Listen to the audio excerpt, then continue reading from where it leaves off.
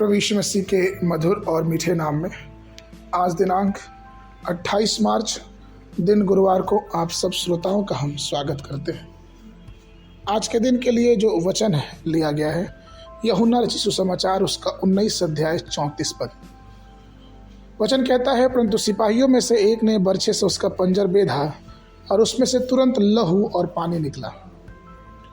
प्रियो, जिस प्रकार उस सैनिक ने मसीह के पंजर को छेदा, उसी प्रकार अन्य लोग भी कई अवसरों पर आपके हृदय को छेद सकते हैं। यह कोई भक्ति भाला नहीं हो सकता, लेकिन आहत करने वाले उनके शब्द हो सकते हैं। वो आपको त्याग सकते हैं, आपकी उपेक्षा कर सकते हैं, आपका उपहास उड़ा सकते हैं, आपके विरुद्ध बुरी बुरी बातें कर सकते हैं। लेकिन उस समय आपका आचरण उनके प्रति कैसा है, ये सबसे महत्वपूर्ण है। प्रभु यीशु मसीह के पंजर से उस समय सिर्फ रक्त नहीं, लेकिन उसके साथ पानी भी निकल रहा था। इफिसियों की पत्री 1 अध्याय 7 पद यह कहता है कि हमको उसमें उसके लहू के द्वारा छुटकारा अर्थात अपराधों की क्षमा उसके उस अनुग्रह के धन के अनुसार मिला है। प्रियो, जब दूसरे क्रूर शब्दों या गलत बातों का इस्तेमाल हमारे जीवनों के लिए करते हैं या फिर हमारे ऊपर करते हैं, तो हमारा हृदय छिद जाता है। कई बार कई लोग ऐसे होते हैं जो मसीह को जानते हुए भी वो सांप की तरफ फुसफुसाते हैं और गुस्से भरी आंखों से देखते हैं। लेकिन प्रभु यीशु मसीह के लोग होने की वजह से हमारा क्या ध्यान होना चाहिए, हमारा उनके प्रति क्या विचार होना चाहिए। प्रभु यीशु मसीह का रक्त आज भी हमारे पापों को क्षमा करता है, हमें मुक्ति देता है।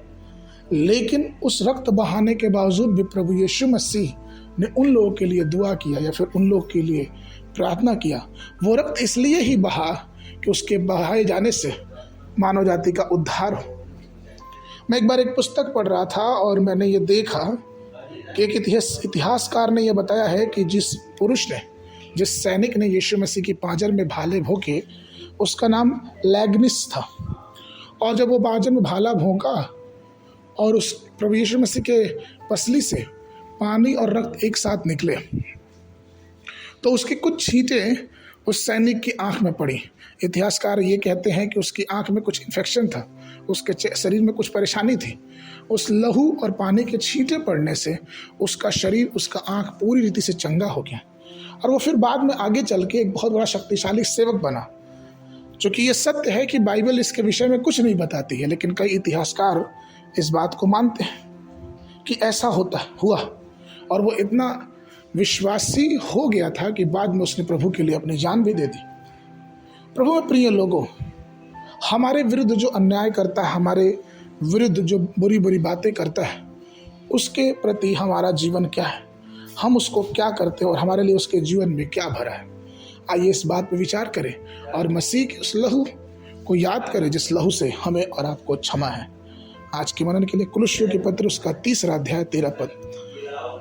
और यदि किसी को किसी पर दोष देने का कोई कारण हो तो एक दूसरे को सह ले और एक दूसरे के अपराध क्षमा करो, जैसा प्रभु ने तुम्हारे अपराध क्षमा किए वैसा ही तुम भी करो। बाइबल अध्ययन के लिए सुबह के समय न्यायों की पुस्तक उसका 4, 5, 6 अध्याय, शाम के समय लूका का उसका 4 अध्याय 31 पद से लेके 44 पद तक। परमेश्वर आप सबको आशीष देवे।